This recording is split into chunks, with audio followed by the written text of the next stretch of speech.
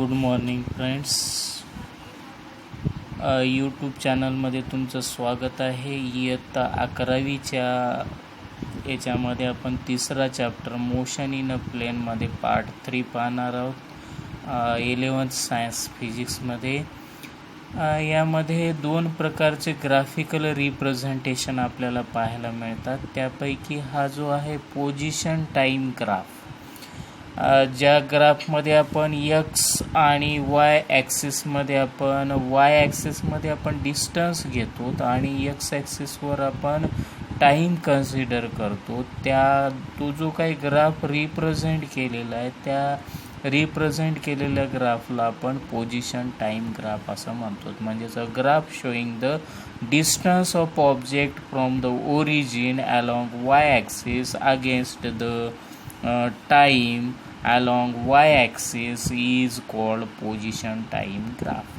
The position time graph for 3 particular cases. यामध्ये 3 वेगवेगळ्या cases आहेत. पैकी जो पहिला जो आहे त्याला आपण स्टेशनरी ऑब्जेक्ट किंवा रेस्ट कंडिशन असं म्हणतो. If we have to plot the graph along X Y axis, on y-axis we have to consider a distance and x-axis a time. Such a graph is a position time graph. If the object is at rest position on y-axis, at that point that we have to show this point. At this point the object is at rest condition while time is passes. That is called a rest condition or stationary object condition. Such a graph is showing as represented.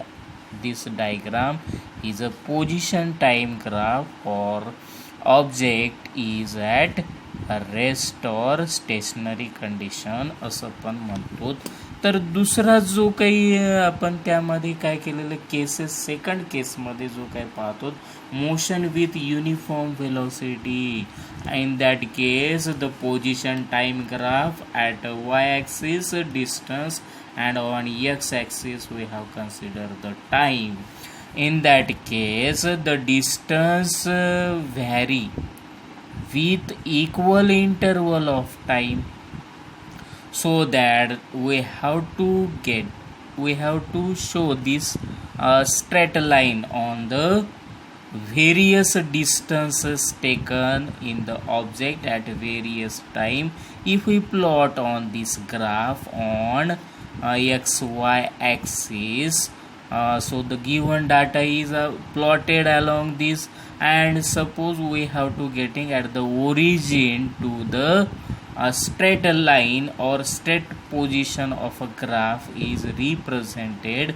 Such a graph denoted the motion with uniform velocity. असा जो काही graph आहे तो motion with uniform velocity denote करतो. कारण आपण distance आणि time याचा जर का ग्राफ प्लॉट केला आणि हा जर ग्राफ ओरिजिनमधून एक स्ट्रेट लाईन, याचे पॉईंट्स आपण काढले असता ते पॉईंट काय येतात, स्ट्रेट लाईन जर दर्शवली जाईल तर असा जो काही ग्राफ आपण प्लॉट करतो डिस्टन्स आणि टाईमचा हा ग्राफमध्ये प्लॉट करतो त्याला आपण मोशन विथ युनिफॉर्म व्हेलॉसिटीचा ग्राफ असंही म्हणतो. कारण या केसमध्ये काय असेल तर याचा जो काही डिस्टन्स आहे equal area, equal distance in equal time interval, म्हणजे त्याला लागणारा टाईम इंटरवल हा सारखा असेल. म्हणून त्याची स्पीड कशी असेल, त्या ऑब्जेक्टची स्पीड कॉन्स्टंट असेल.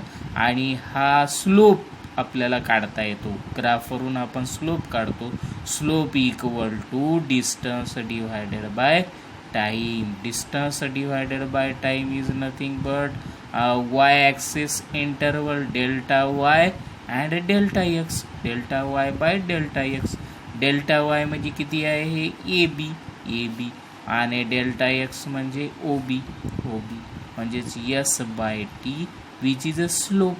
हा काय असेल त्याचा स्लोप आहे. त्या ग्राफचा स्लोप त्या ठिकाणी दर्शवला जातो.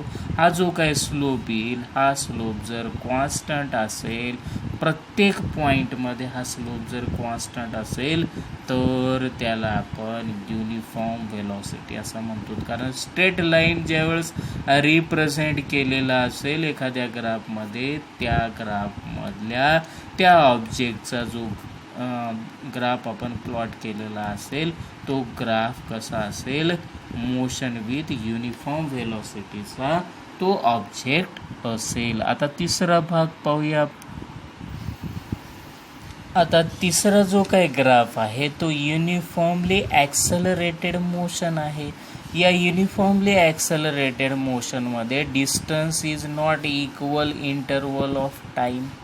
So the distance is vary continuously with respective time so that we can get a curve. आपल्याला काय मिळेल, हा जो काय आपण डिस्टन्स आणि टाईमचा जो ग्राफ प्लॉट करतो, हा प्लॉट केलेला ग्राफ जर प्रत्येक पॉईंट हा कर्व दर्शवित असेल तर त्या ठिकाणाहून आपण स्लोप काढला, slope equal to BD divided by CD, that is a instant time of interval.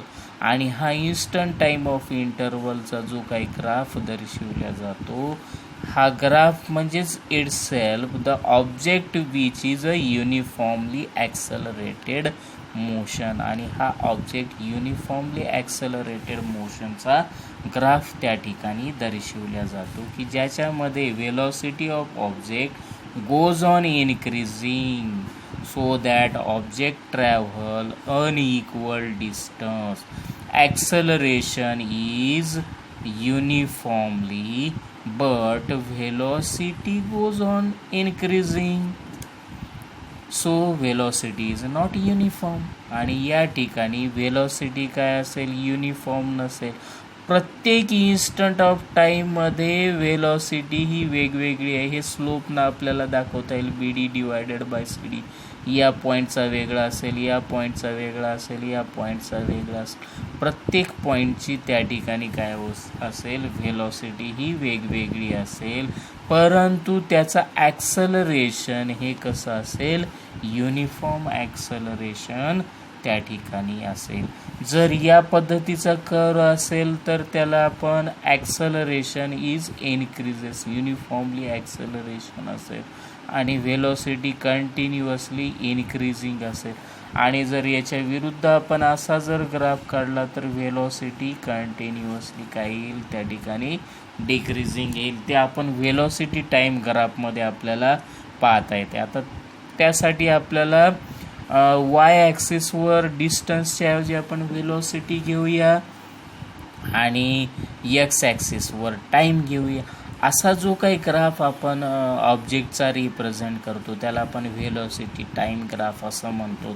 या व्हेलॉसिटी टाईम ग्राफमध्ये दाखवल्याप्रमाणे व्हेलॉसिटी वाय ॲक्सिसवर आणि टाईम टी हा एक्स ॲक्सिसवर असेल. तो जो काही ग्राफ आपण रिप्रेझेंट केलेला असेल ऑब्जेक्टचा, that graph should be called as velocity time graph for uniform velocity. म्हणजे या ठिकाणी व्हेलॉसिटी कशी आहे, कॉन्स्टंट आलेली असेल.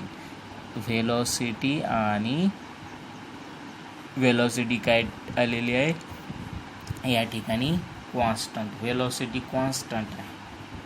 व्हेलॉसिटी जर काही या ठिकाणी ए पॉईंटमधून सतत त्याची व्हेलॉसिटी कॉन्स्टंट असेल and time is passes, then we have to draw a rectangle on the BC. OC is a final time. आणि हा जो काही डिस्टन्स कवर्ड होईल, याचा distance covered is nothing but area OABC असेल. आता तो आपल्याला डिस्टन्स कशा पद्धतीनं काढता येईल, हा डिस्टन्स आपल्याला काढण्यासाठी या पद्धतीनं आपल्याला डिस्टन्स काढता येईल. द डिस्टन्स कव्हर्ड बाय ऑब्जेक्ट. ऑब्जेक्टचा आपल्याला डिस्टन्स काढायचा असेल in time T is given by distance equal to velocity into time. अगोदरच्या याच्यामध्ये S equal to OA into OC आपल्याला लिहिता येईल.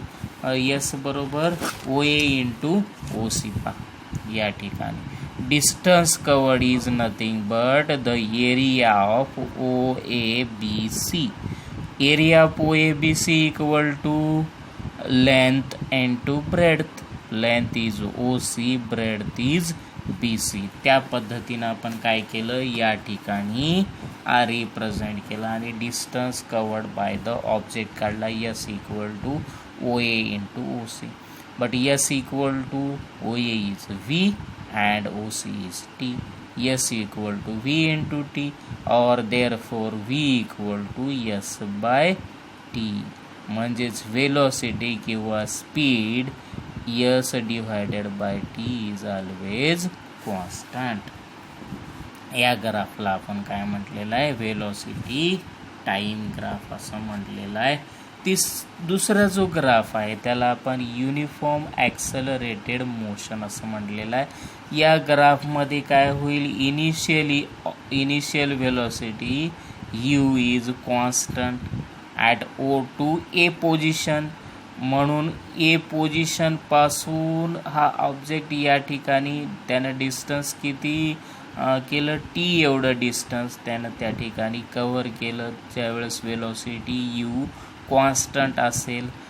मग आपण या ठिकाणी एक रेक्टँगल ड्रॉन केलं. त्यानंतर A पासून ते B पर्यंत काय झालेलं आहे, या ठिकाणी युनिफॉर्म व्हेलॉसिटी असेल.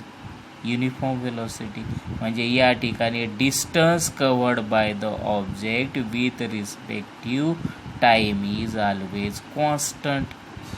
आणि याची व्हेलॉसिटी काय होईल, या ठिकाणी व्हेलॉसिटी शुड बी कंटिन्युअसली. काय होईल इथं, व्हेलॉसिटी आपण वाय ॲक्सिसवर व्हेलॉसिटी घेतली म्हणून या ठिकाणी व्हेलॉसिटी काय होईल, याची व्हॅरी होईल.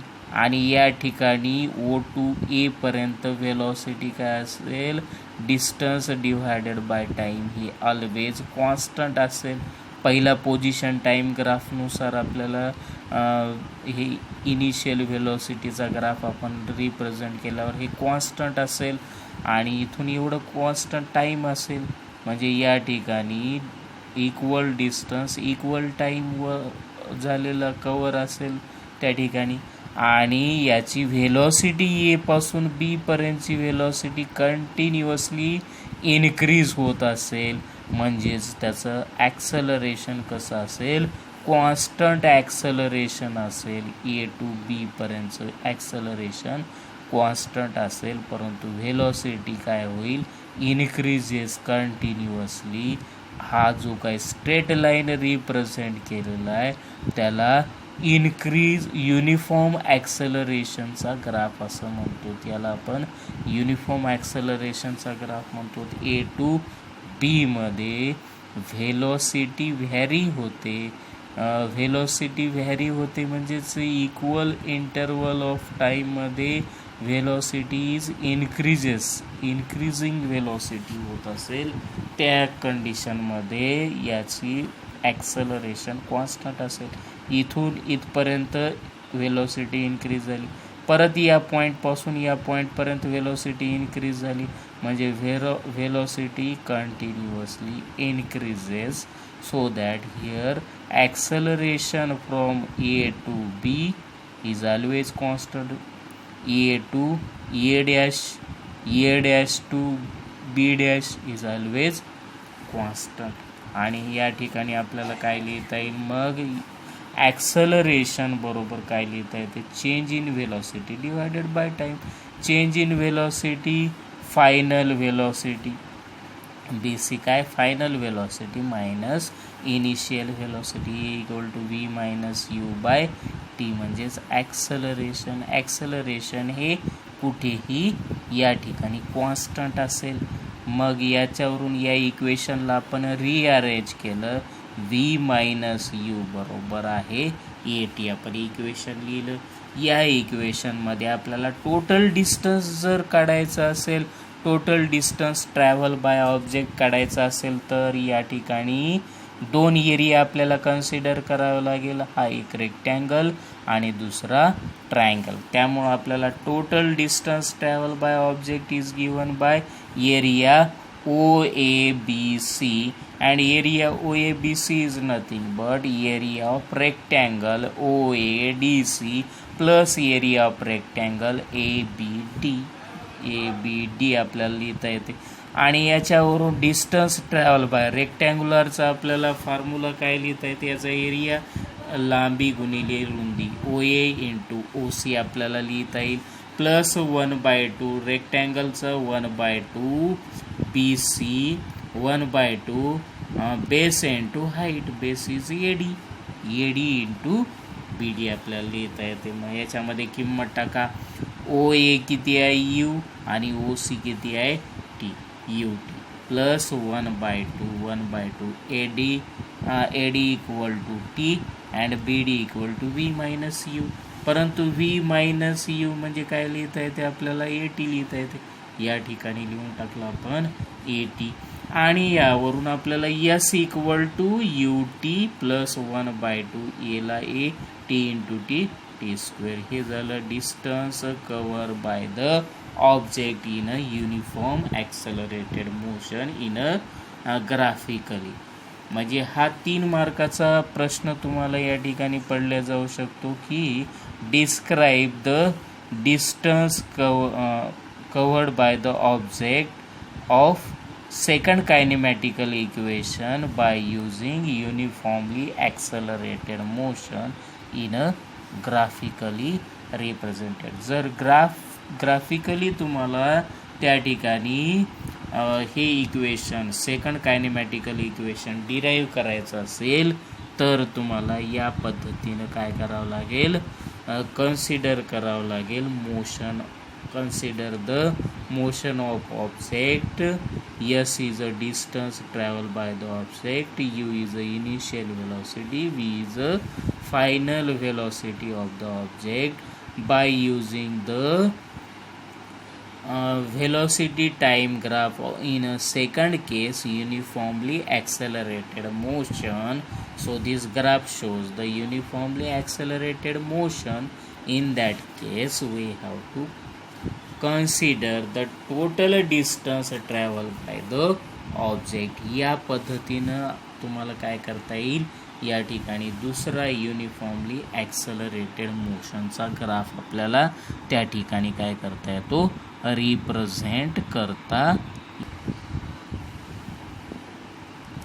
आता मोशन इन प्लेनमध्ये आपल्याला पाहायचं काय, बेसिक कन्सेप्ट किंवा बेसिक डेफिनेशन आपल्याला पाहायचं आहे की an object thrown in the air in a direction making some angle with the horizontal is called projectile motion. For example, motion of a bullet fired from a gun, the motion of an artillery shell fired from a cannon, the motion of a cricket ball or a golf ball hit in the air, football kick in the air. These all examples are the projectile motions or the two-dimensional motions. Some examples of the two-dimensional motion. एका मार्कासाठी विचारलं तर 2 example त्या ठिकाणी तुम्हाला लिहायचे आहेत. आता तुम्हाला प्रोजेक्टाईल लक्षात आला की an object thrown in air in a direction making some angle with the horizontal. म्हणजे हॉरिझॉन्टलशी जर एखादा ऑब्जेक्ट हा अँगल मेक करत असेल, making some angle with the horizontal, म्हणजे या पद्धतीनं जर अँगल जर तयार झालेला असेल याला आपण काय म्हटलेलं आहे, प्रोजेक्टाईल मोशन. म्हणजे एखादा ऑब्जेक्ट हा हवेमध्ये आपण फेकत असतो, या काडीप्रमाणे हा ऑब्जेक्ट हवेमध्ये फेकत असताना हॉरिझॉन्टलशी जो अँगल तयार झाला, या ठिकाणी हॉरिझॉन्टलशी जो अँगल तयार झाला, हा अँगल तयार झाला यालाच आपण काय म्हटलेलं आहे, प्रोजेक्टाईल असं म्हटलेलं आहे. या प्रोजेक्टाईलमध्ये the initial velocity with which projectile is projected. Initial velocity म्हणजे या ठिकाणी जी काही इनिशियल वेलॉसिटी आपण थ्रो करण्यासाठी दिलेली असेल त्या वेलॉसिटीला आपण, प्रोजेक्टाईलच्या वेलॉसिटीला आपण काय म्हणतो, वेलॉसिटी ऑफ प्रोजेक्शन असं म्हणतो. म्हणजेच initial velocity with which projectile is projected is called its velocity of projection. त्यानंतर angle projection of velocity with horizontal आणि वेलॉसिटी यामध्ये जो अँगल तयार झालेला आहे त्या अँगलला आपण काय म्हणलेलं आहे, अँगल ऑफ प्रोजेक्शन. म्हणजेच angle which the initial velocity makes with the horizontal is called angle of projection. त्यानंतर तो ऑब्जेक्ट काय होईल, या पद्धतीनं काय होईल, इथून जर हा ऑब्जेक्ट असा या ठिकाणाहून हा ऑब्जेक्ट या पद्धतीनं आपण काय केला, प्रोजेक्टाईल केला. हा प्रोजेक्टाईल केला त्यामुळं काय होईल, हा जर आपण क्रिकेटचा बॉल आपण हिट केलेला असेल या पद्धतीनं, क्रिकेटचा बॉल आपण हिट केला बॅटनं, तो या दिशेनं जाईल. या दिशेनं गेल्याच्या नंतर तो काय होईल, काही वेळाच्या नंतर ही वेलॉसिटी या पद्धतीनं जाईल आणि इथून काय होईल, या पद्धतीनं तो जमिनीवर पडेल. म्हणजे हा काय होईल, टोटल पॅराबोलिक पाथ होईल. म्हणजेच हा जो काही पाथ रिप्रेझेंट केलेला असेल त्याला आपण ट्रॅजेक्टरी ऑफ द प्रोजेक्टाईल म्हणतात. म्हणजे the path along which object travel under the action of gravity along a projectile is called the trajectory path. त्याला आपण ट्रॅजेक्टरी पाथ असं म्हणतो. आणि प्रोजेक्टाईल मोशन होत असताना त्या ठिकाणी काय होते, दोन प्रकारचे काय होतात, प्रोजेक्टाईल मोशन होत असताना दोन प्रकारे त्या ठिकाणी ऑब्जेक्ट काय होतो, कंपोनंट्स रिझॉल्व होतात. या पद्धतीनं काय होईल, दोन पद्धतीनं काय होईल, ज्यावेळेस आपण प्रोजेक्टाईल व्हेलॉसिटी आपण दिली त्यावेळेस काय होईल, ऑब्जेक्ट तो जो काय अँगल तयार झालेला आहे या ग्रॅव्हिटीच्या इन्फ्लुएन्समध्ये काय होईल, तो थोडा वेळ हवेमध्ये राहील आणि त्यामुळे ॲक्सलरेशन ड्यू टू ग्रॅव्हिटीमुळे तो काय करेल, पुन्हा खाली पडल्या जाईल.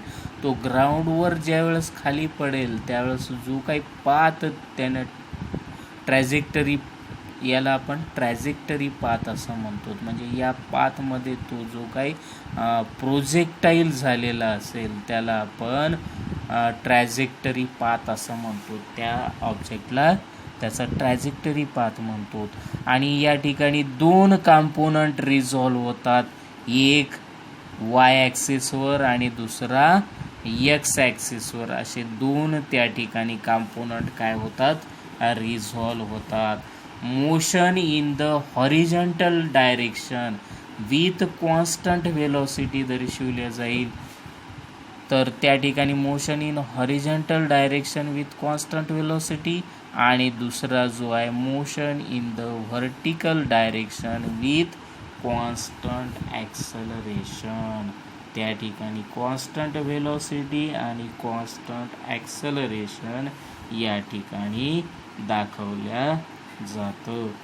अशा पद्धतीनं आपल्याला प्रोजेक्टाईल इक्वेशन्स आपल्याला फाइंड आउट करत असताना या ठिकाणी आपल्याला काय करावं लागेल, तर कायनेमॅटिकल equation of the projectile मोशनचे equations, first kinematical equation आपल्याला रिप्रेझेंट करत असताना या पद्धतीनं रिप्रेझेंट करता येते. V equal to U plus A T. V म्हणजेच final velocity along X axis. X डायरेक्शनचा आपल्याला पाहायचं असेल त्यावेळेस एक्स डायरेक्शन म्हणजेच या ठिकाणी projectile is along the X direction. This is a X direction.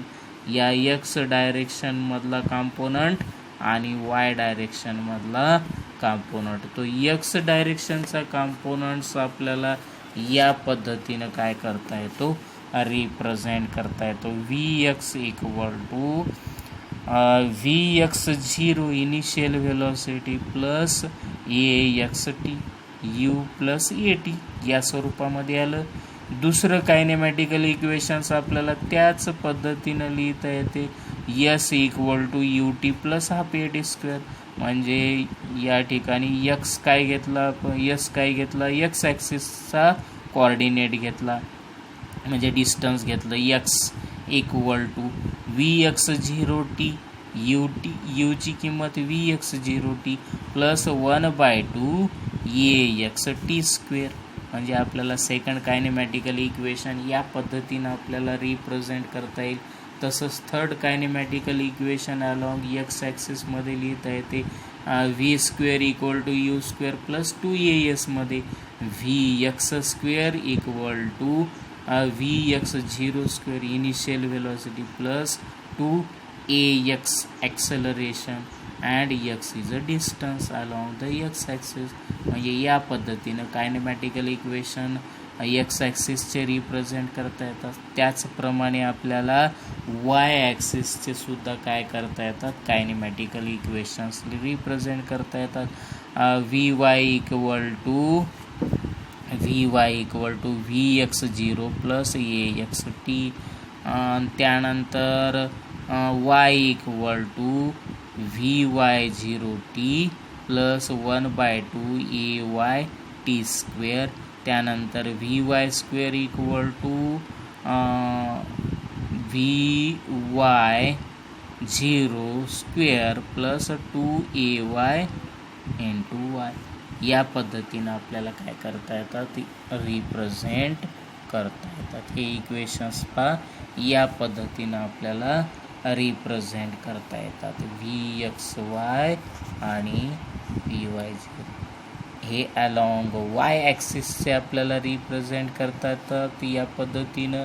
तसेच आपल्याला एक्स ॲक्सिसचे सुद्धा या टेबलने काय करता येतात, रिप्रेझेंट करता येतात. तर आपल्याला हे 3 कायनेमॅटिकल इक्वेशन्स या पद्धतीनं आपल्याला प्रोजेक्टाईल मोशनसाठी आपल्याला रिप्रेझेंट करता येतात. आणि याचाच आधार घेऊन आपल्याला ट्रॅजेक्टरी पाथ किंवा पॅराबोलिक पाथचं इक्वेशन्स आपल्याला रिप्रेझेंट करता येतं.